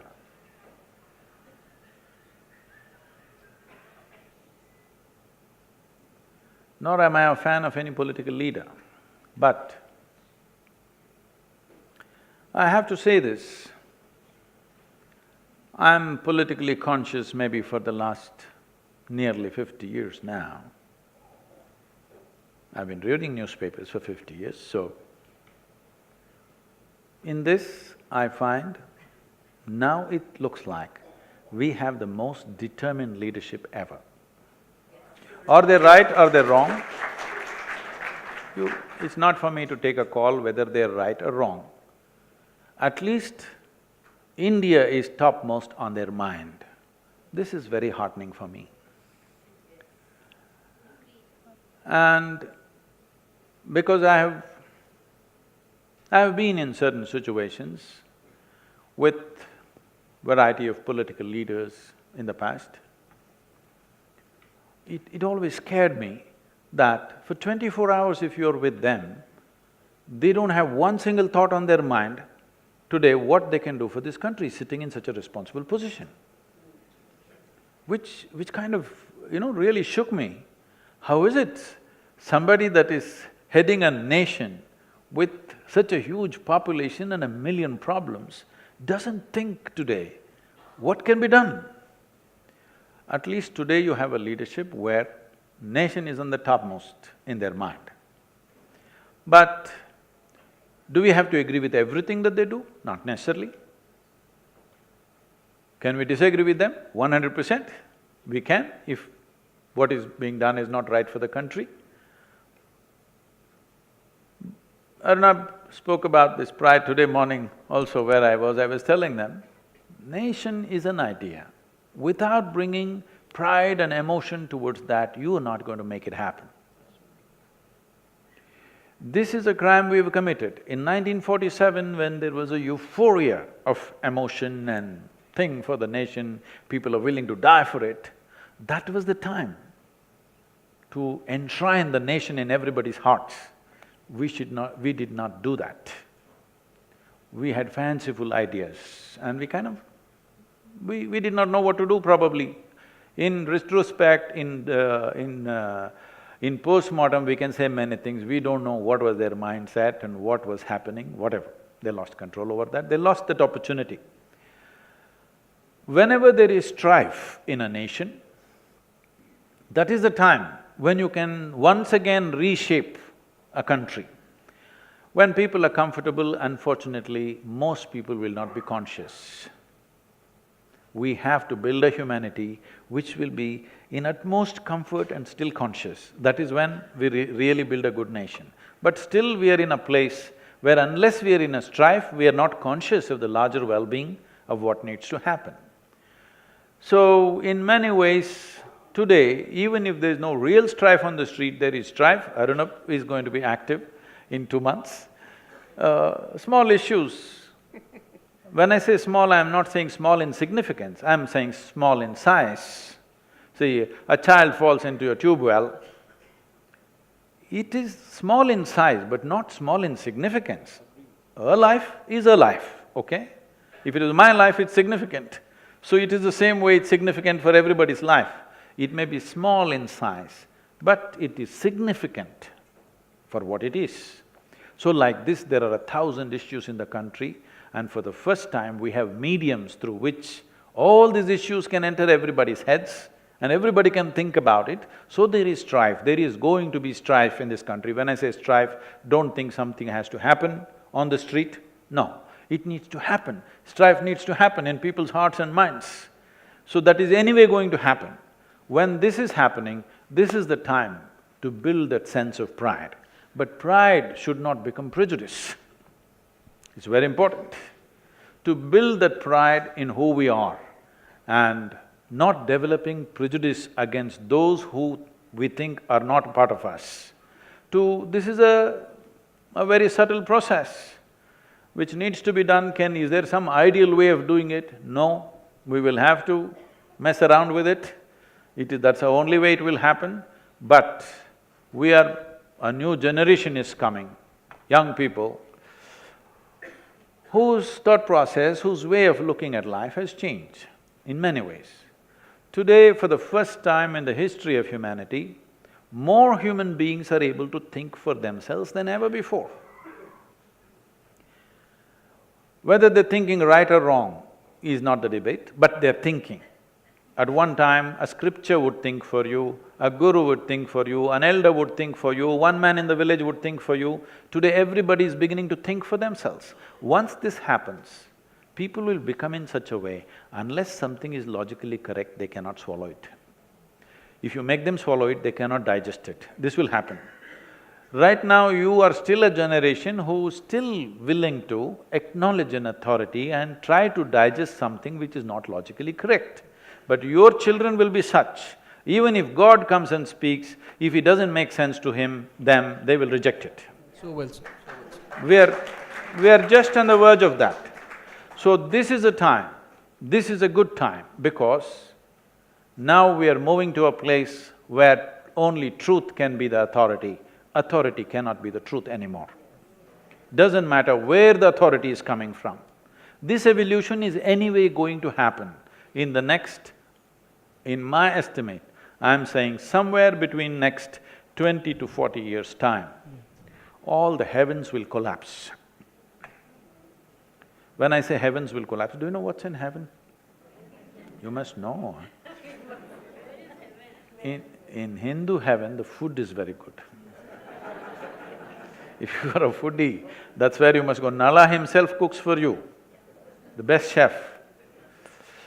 In another place, there are those white-gowned ladies who float around, legless ladies who float around in the clouds. If you like that kind of ambience, you go there. In another place, you will encounter virgin problems. If you like that, you can go there. But what do you have to do to get there? This happened in Alabama. You heard of Alabama? It's a special state in America. In a Sunday school teacher was going full on, full fire. And in his rhetoric, he asked, "What do you have to do to go to heaven?" Little Mary, who was sitting in the front row, said, "If I scrub the church floor every Sunday, I will go to heaven." He said, "Absolutely." Another little girl stood up and said, "If I share 50% of my pocket money with a less privileged friend, I will go to heaven." Correct. Another little boy said, "If I help other people, I will go to heaven." Correct. Little Tommy in the back bench stood up and said, "You gotta die first."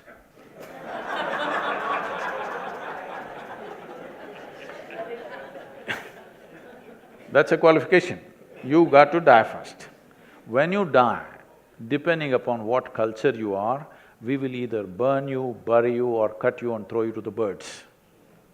One thing is, if you have not done anything eco-friendly, I'm assuring you, at least when you die, we will do something eco-friendly about you.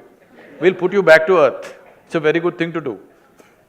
If you take this body and go away somewhere, this is the worst thing to do because you're taking away the topsoil. So, you will leave your body here and go to heaven. You went to heaven without a body. What are you going to do with good food and virgins? This is what I want to know. When you don't have a body. So I am saying, heavens will collapse. Once people start asking logical questions, heavens will collapse. When heavens collapse, we have managed humanity for a long time, telling them, doesn't matter you're suffering here. God is looking at everything you're suffering.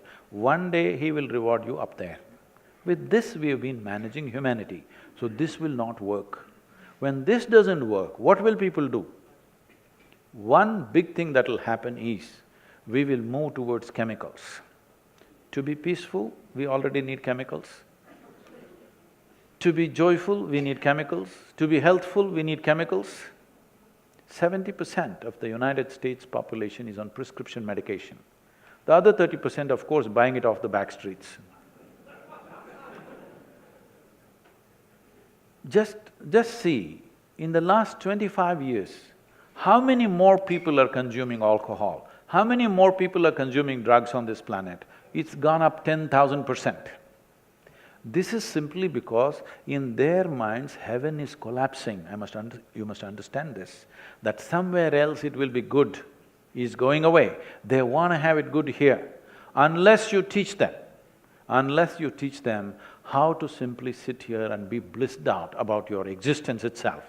The very life within you is an ecstatic process. If you don't teach them this, 90% will move towards drugs and alcohol in a huge way in the next 25 to 30 years. This is not a moral issue for me. I have no moral judgment on that. It is just that, as a generation of people, we must understand, we hold this space on the planet just for a brief period of time. There are two fundamental responsibilities. One is, we must leave the world a little better than the way it was given to us by the previous generation. This we cannot do. No matter… if we do all the right things from today, it will take another 150 to 200 years to turn back the damage we have already caused. So no way we can leave the world better than the way it was when we came in. So in that responsibility we can't fulfill, we can start the process now, that's all. The next important responsibility we have as a generation is, the next generation that we produce must be at least one notch better than us. But if 90% of humanity is on some kind of chemicals, believe me, genetically we will produce a generation which is less than us. This is a crime against humanity. So one important aspect that every nation has to take care of, including ours, is that we must teach people how to know well-being within themselves.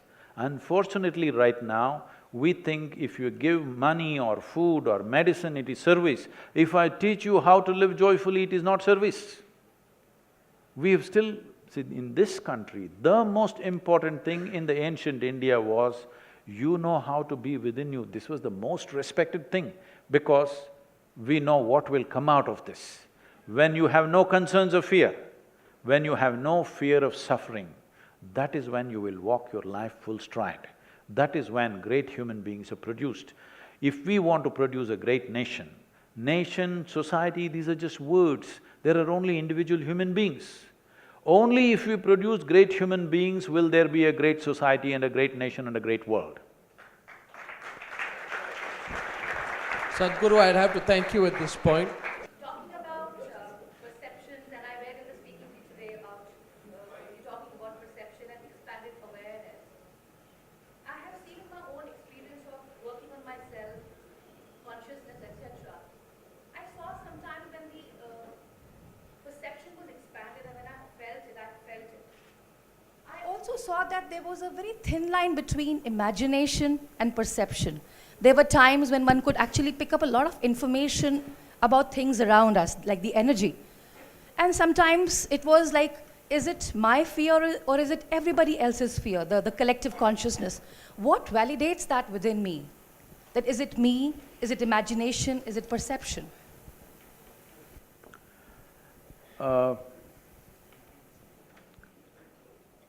See, there are 5 dimensions of receptivity in the human being, or 5 major points of receptivity in the human brain itself. These 5 dimensions are referred to as centers of sleep, centers of imagination, centers of memory, centers of right perception, centers of perversion. Everything that comes to you, how you perceive it depends on through which center you took it in.